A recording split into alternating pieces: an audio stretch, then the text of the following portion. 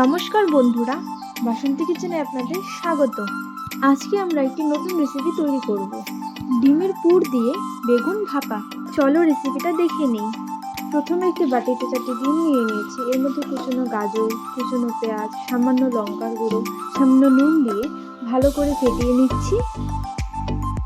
ডিমটা ভালো করে ফেটানো হয়ে গেছে।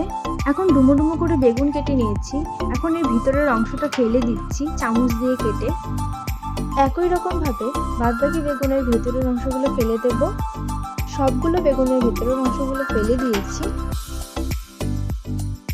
এখন একটি কড়াইতে তেল দিয়ে তেলটাকে চারিদিকে ভালো করে ছড়িয়ে দিয়ে সামান্য হলুদ দিয়ে এখন বেগুনগুলো দিয়ে এর মধ্যে ডিমের পুরটা দিয়ে দিচ্ছি। এখন কিছুক্ষণের জন্য ঢেকে দিচ্ছি।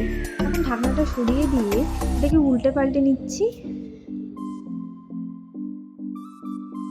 এখন আবার কিছুক্ষণের জন্য ঢেকে দিচ্ছি। ঢাকনাটা সরিয়ে দিচ্ছি। হয়ে গেছে, এখন নামিয়ে নিচ্ছি।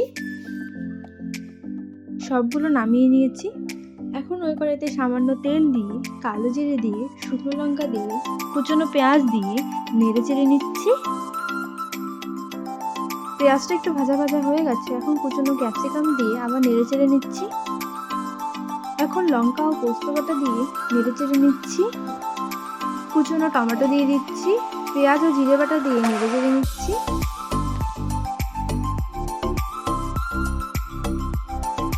এখন কাশ্মীরি লঙ্কার গুঁড়ো দিয়ে, সামান্য হলুদ দিয়ে, স্বাদ মতো নুন দিয়ে, সামান্য জল দিয়ে নেড়ে চেড়ে নিচ্ছি।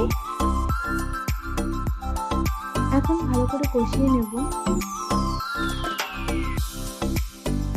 কষানো হয়ে গেছে। এখন ডিমের পুর দিয়ে ভেজে রাখা বেগুনগুলো দিয়ে দিচ্ছি। এখন একটু নেড়ে চেড়ে নিচ্ছি। এখন জল দিয়ে আবার নেড়ে চেড়ে নিচ্ছি। এখন 10 মিনিটের জন্য ঢেকে দিচ্ছি। 10 মিনিট হয়ে গেছে। ঢাকনাটা সরিয়ে দিয়ে নেড়ে চেড়ে নিচ্ছি। হয়ে গেছে, এখন নামিয়ে নিচ্ছি।